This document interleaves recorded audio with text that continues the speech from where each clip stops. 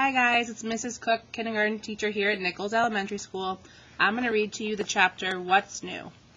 Bailey and I are taking turns mooshing the flour and egg goo, and our hands are sticky.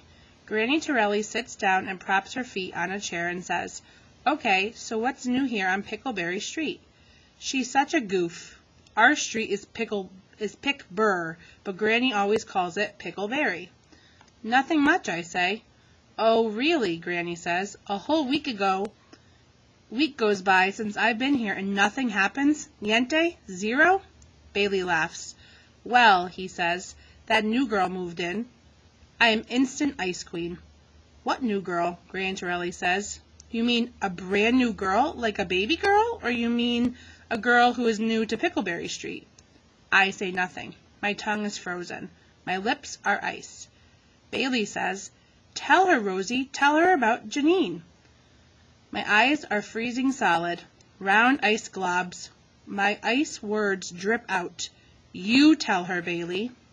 Granny Torelli gives me a look. I know that look. It means, "What's up with you, Rosie girl?" I smoosh my hands in the dough, study the sticky mess, say nothing. Bailey doesn't hear my ice, or, if he does, he pays no attention.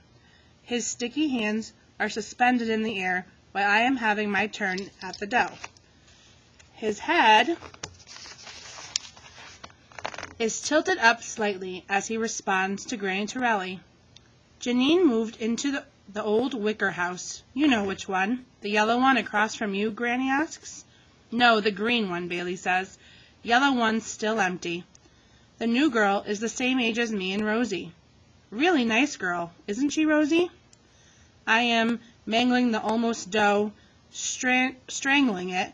Mm-hmm, in my reply. "What?" Bailey says, hearing my snotty voice. "You like her, don't you?" Granny is giving me the look big time. I stopped being a jerk temporarily and say, "Sure, she's nice," but my snotty self had to add, "I guess." Bailey turns his head towards me in my tight, stingy voice, and he says to Granny, "Well, she seems nice to me. Funny girl, too, always laughing and very curious. Wants to know why and how and all that." My ice queen had turned into a tiger rumbling in me, wanting to pounce on that Bailey boy.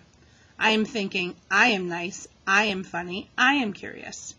Granny Torelli, the mind reader, says, "Sounds like my Rosie girl, so maybe you and Janine will be friends, Rosie." I am too busy strangling the dough to answer.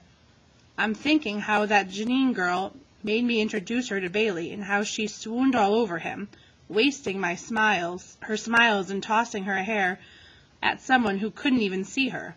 And when she figured that out, she cooed and patted him, like he was a little dove, and Bailey smiled his big smile at her, and I wanted to throttle them both. I am wanting to push Bailey out of the house and tell Granny Torelli all this so she will be on my side and know why I'm being an ice queen tiger, Rosie, when Bailey says, "Janine is dying to learn Braille." "What?" I say. I think my tiger is going to leap out of me and chew Bailey alive. "Don't sound so surprised, Rosie," Bailey says. "You wanted to learn it, didn't you?" My words are so tangled in my head. I don't know where to start. Little mutters come out of my mouth. Then Bailey says the worst thing. So I'm going to teach her. Even Granny Torelli knows why this would make me crazy. She knows how hard I learned in secret, how long it took me, and how Bailey was mad at me at first. She knows my head must be crazy with wondering why he would so quickly offer to teach Janine when he never offered to teach me. Bailey must sense something in my mutter, because he says, defensively, "Well, she asked me, begged me. What was I supposed to say?" That Bailey boy, I am wanting to take that sticky dough and sling it onto his face.